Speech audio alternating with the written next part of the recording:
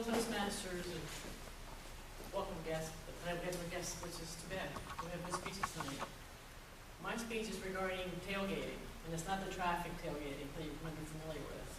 It's actually the social party event of tailgating in parking lots and at stadiums. Now, you don't have to have a tailgate in your vehicle to have a tailgate party, but it helps to do that. So normally when you have a tailgate, you are consuming alcoholic beverages, hopefully, and lots of good food. Believe it or not, which I'm sure y'all are familiar with, tailgating began in the United States of America, of course.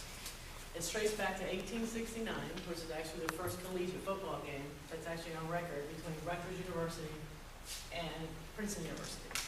And at that time, the fans arrived in carriages and they brought picnics. And I've actually done studies on tailgating, and it's not just about the party. Okay? This actually traces back to ancient harvest festivals of ancient Greece and ancient Rome, where that was a complex building exercise where the communities gathered together and the neighborhoods actually had a party. Now,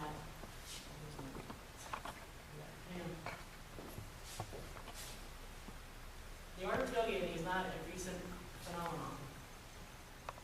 We normally associate it with football weekends in the fall, where lots of fans gather around stadiums and parking lots to support their schools and or team. Now, we normally associate it with football, but it's become so popular that we also see it at other sporting events such as basketball, soccer, baseball, and it's also enjoyed in concerts, barbecues, and even weddings have tailgate parties.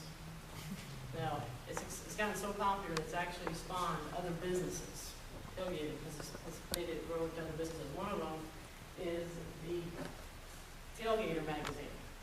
You can actually subscribe to this, or you can have a website where they go into the best tailgate parties, whether it's NFL or college. So if you're traveling around the world or around the country and you want to plug into a good party, you might want to hook into this magazine or to the website. It's actually helped grow the ESPN's College Football Day, where they actually travel. They actually set up outside of a stadium. That's because it's so popular, people actually attend these events. It's actually grown into, there's actually a pimento cheese. It's called palmetto cheese. It actually grew out of a tailgate of the Atlanta Braves tailgating party, and you actually buy like a Publix. I've actually had it, it's very good. They also have Travel Network and the Food Network have actually featured episodes of the ultimate tailgate party. Like how to have one, why to have one. So it actually has grown into a big business. And it all started here in the United States. Now, I go to FSU for Florida State football games. That's where I actually went to school. So I like to share with you some of the traditions that have developed by attending tailgates at Florida State University. That's in Tallahassee. I like to divide it into segments on how to get ready for a tailgate. Now locally, it's easier to get ready for a tailgate because you have to drive to a local stadium. But when you go to Tallahassee from Tampa, it's a 4-hour drive. Or at least 4.5, depending on traffic and so forth. So I break it up into the night before tradition. That normally includes getting your vehicle ready with a full tank of gas, picking out your game day outfit, your travel outfit. And in my case, it might take a while to pick those out because over the years I've accumulated over 50 Seminole t-shirts. So for me to pick my lucky shirt, it takes a while. Also includes making sure you have your car magnets, your car flags, you have there's all things before all those you forget your stadium seat chairs, everything you need, so the next morning that's already in the car. You don't have to worry about thinking about that because you've got it all ready to rock. Now the day of the game, and every day is a big game day because when you tailgate, it's a big deal.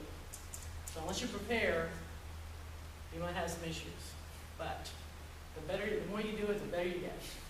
So the game day tradition is making sure you have your game tickets, making sure you have a cooler of ice, make sure you have your adult beverages, and making sure that you have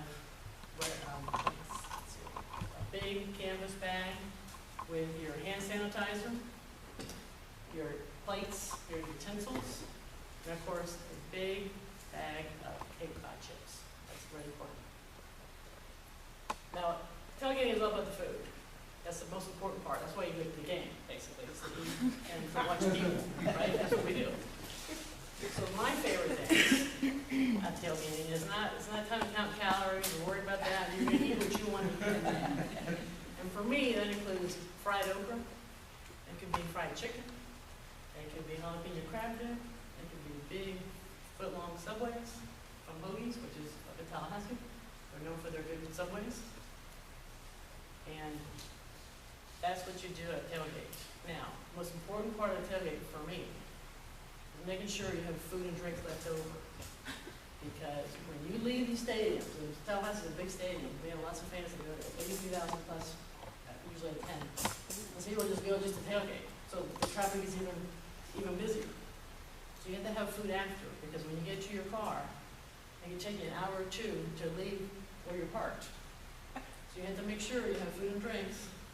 That's a necessity, because it might take you a while to get out. You might as well just enjoy it and just have a tailgate, basically.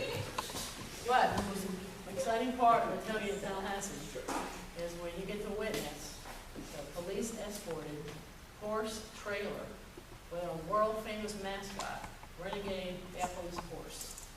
And if you're lucky enough to see that, we had a good tailgate. Thank you.